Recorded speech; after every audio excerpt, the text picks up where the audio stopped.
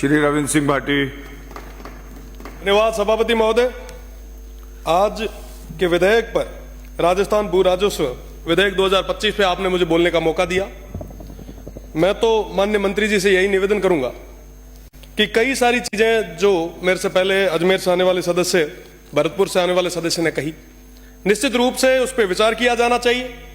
हमारे किसान भाई और तमाम वो लोग, उनके हितों के साथ, उनके अधिकारों के साथ कोई खिलवाड़ नहीं हो, इस पे पूरा ध्यान देना बहुत ज्यादा जरूरी है। और साथ ही साथ एक बहुत बड़ी समस्या पश्चिमी राजस्थान की मैं आपके संज्ञान में लाना चाहूंगा।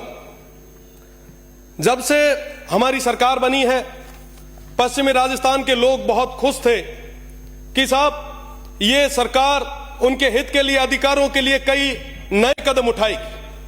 पर मुझे कहते हुए बड़ा दुख है कि वो तमाम चीजें, तमाम आशाएं, तमाम इरादों पे कहीं ना कहीं पानी फिरता दिख रहा है। साहब, आज के समय में मेरे हाथ में कई सारे कैबिनेट्स की प्रेस नोट्स हैं।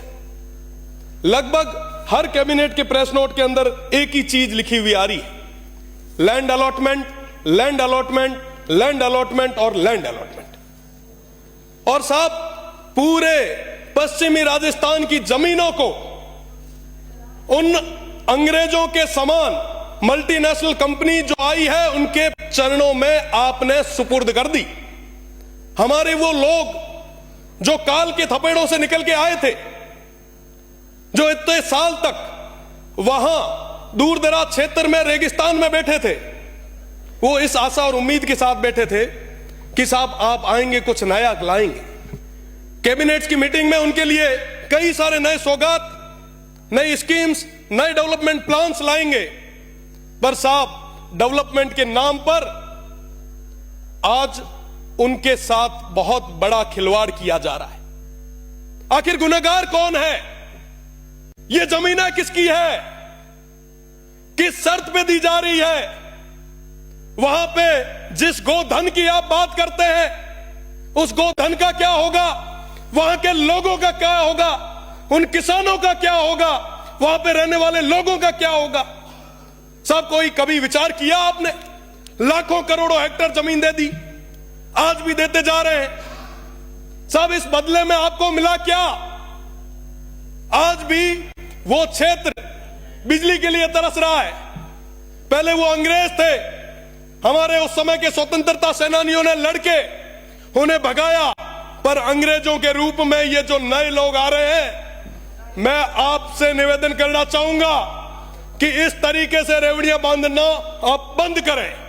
साहब, मैं इस सदन में रह के बात कर रहा हूं और मैं आपको यह भी याद दिला देता हूं कि आखिर में जब वोटों की बारी आई तो वो जनता, वो लोग वोट देंगे, ये अधिकारी और ये कंपनियां वोट नहीं देगी। साहब, उन लोगों के साथ जो गलत हो रहा है, जो अत्याचार हो रहा है, वो कभी माफ नहीं करेंगे। मैं आपको बताना चाहूंगा, लगभग सारे कैबिनेट मीटिंग, 16 जून को कैबिनेट मीटिंग हुई। पहला ही पहला डिसीजन हमारी कैबिनेट का क्या रहा? यहां पे कई सारे माननीय सदस्य भी विराजे हैं, वरिष्ठ, आप पढ़े, आप देखें, हमारे दुख को आप समझे, हमारी पीड़ा को समझे। और हम ये इसलिए कह रहे हैं क्योंकि आने वाली पीढ़ी आपसे और हमसे पूछेगी कि साहब, ये जब रेगिस्तान खत्म हो रहा था, ये वन्य संपदा खत्म हो रही थी, तो उस समय आप क्या कर रहे थे? साहब, भगवान के लिए ही सही, पर उन लोगों के साथ जो कहीं ना कहीं अनपढ़ रहे, इस तरीके का अत्याचार आप ना करें। अगर वो लड़ने के लिए आगे आ गए तो मैं आपको बता दूं कि रोकने के लिए आपका सिस्टम फेल हो जाएगा। वो मजबूत लोग हैं जो 75 और 61, 65 और 71 की लड़ाइयों में जिन्होंने अपने सिर दिए, उनको हल्के में ना आंकें, उनके साथ इस तरीके का अत्याचार ना करें। उनकी जमीनों को कोड़ियों के दाम पर आप मल्टीनेशनल कंपनियों के चरणों में न दें। मेरा पुनः आप सभी से निवेदन कि आप उनकी पीड़ा को समझते हुए ये जो अनैतिक ढंग से जो लैंड अलॉटमेंट हो रहे हैं, इसको पूर्ण तरीके से आप बंद करें, उन सीमांत के लोगों के साथ न्याय करें। बहुत बहुत धन्यवाद। जय हिंद, जय भारत।